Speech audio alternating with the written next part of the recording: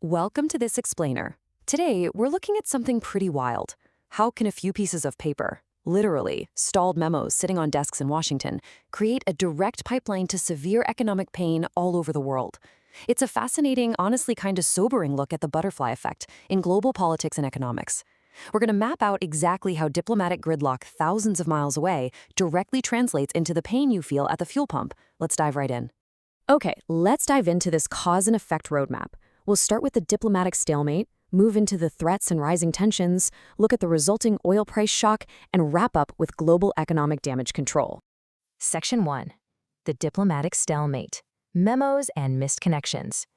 So, negotiations between the US and Iran, they are at an absolute standstill right now. Both sides are essentially just passing memos back and forth, and it is a profound disconnect. On one side, reports indicate U.S. President Donald Trump actually ripped up the latest Iranian offer after reading just a single line. And on the flip side, Iranian state media is reporting that the latest U.S. offer contained absolutely no serious concessions.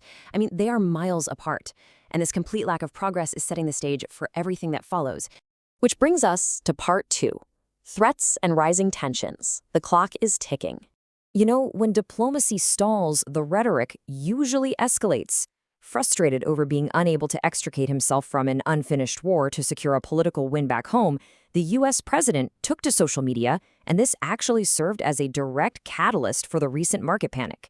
He stated, "The clock is ticking, and Iranians should move fast or nothing will be left of them."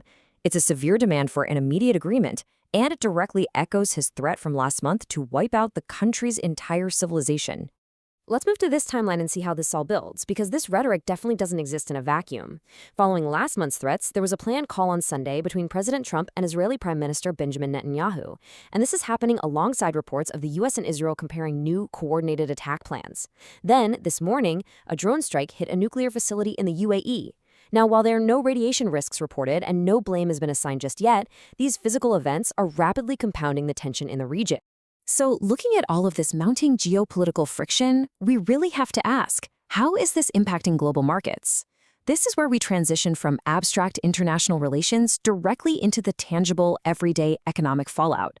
The economic hardship for ordinary folks is not going away, and we're about to see exactly why. Part 3. The oil price shock. A closed strait, a spiking market. $111. Let that number sink in for a second. The energy markets reacted instantly to the mood music of this diplomatic failure. Immediately following those social media warnings, international benchmark crude futures spiked about 2% in overnight trading, hovering right around $111 a barrel.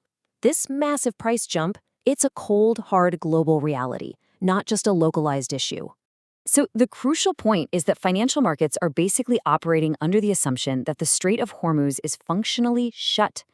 This is the physical consequence of that diplomatic gridlock. The oil is simply not flowing.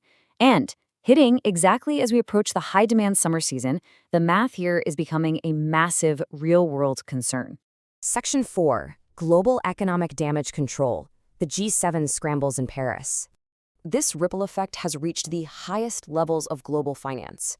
Right now, there is a very high-stakes gathering taking place in Paris.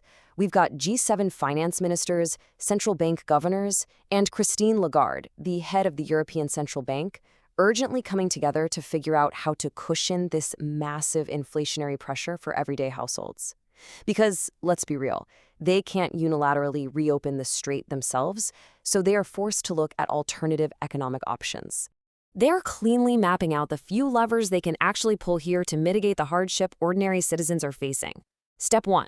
Assessing the impact of a prolonged shutdown to understand the true timeline of the deficit. Step 2. Debating emergency fiscal measures to stabilize local markets. Step 3 involves calculating exactly how much global oil reserve is available so they can strategically flood the market and offset those missing barrels. And finally, Step 4, designing immediate support mechanisms for the households and businesses absorbing this shock.